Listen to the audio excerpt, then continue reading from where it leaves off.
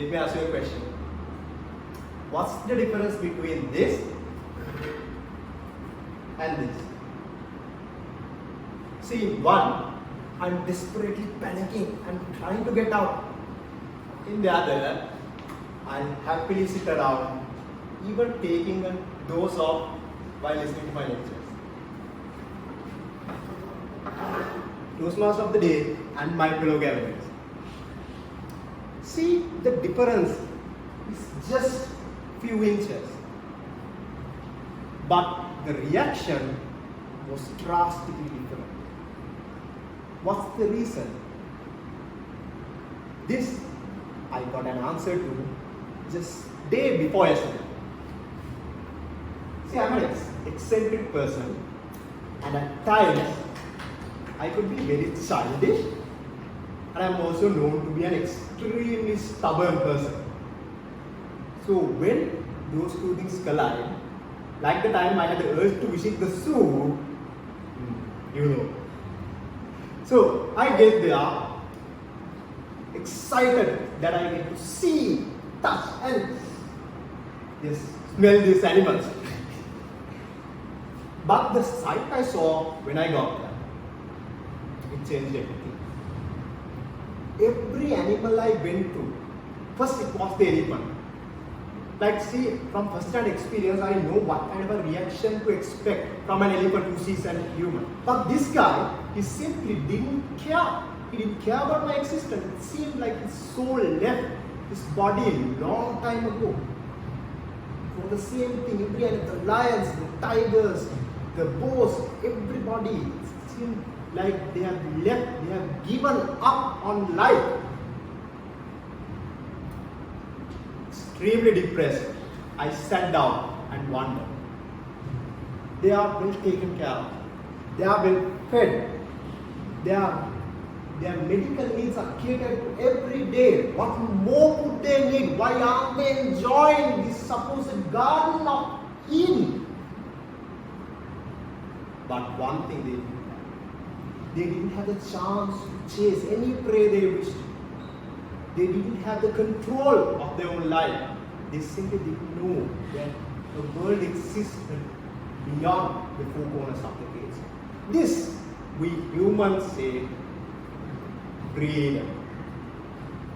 But if you're wondering, this is a situation concerning only caged animals, let me share another story.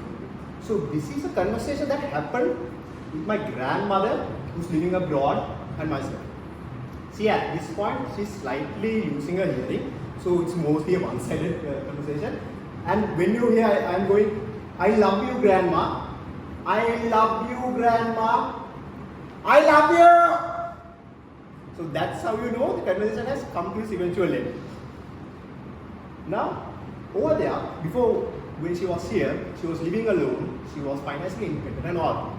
Over there, she gets fed the freshest and the finest food, the stuff we have not even heard of. She gets taken care of by the world's best medical professionals. Most importantly, she gets to spend the time with her children, small grandchildren, going on trips and all, a dream life for any grandmother. At least that's what I thought. Until this sentence she uttered. Son, at this point, I'm simply waiting for death to sweep me away. All the amenities, everything she has gotten was incomparable with what she has lost. She has lost her financial independence. She has lost her ability to make own decisions. In a foreign world, in a foreign country with foreign language, she simply couldn't even get out of her home on her own.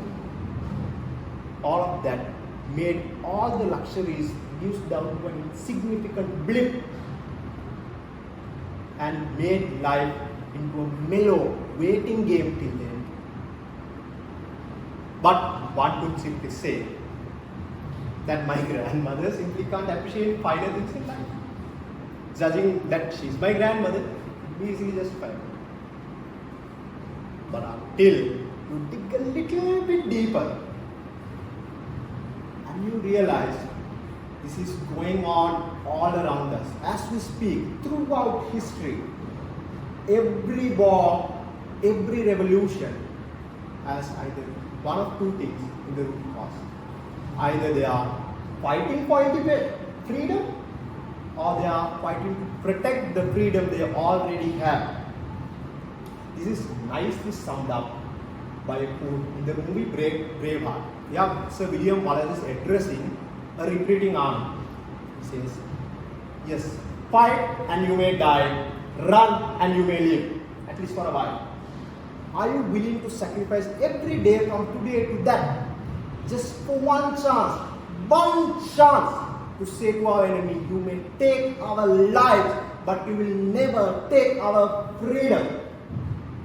This is the reason why thousands, millions, nations sacrifice their economy, sacrifice their families, their own life to protect what? Freedom. So let me ask that question once again. What's the difference between this and this? What? Freedom. What is so impactful that it could make all the luxuries in life so insignificant? What? Freedom. What has the power to make a man put his money, his wives, his husbands, his children all away? What? Freedom. What is the single most important thing for any life on earth? Freedom. Over to you, Coach Pastor.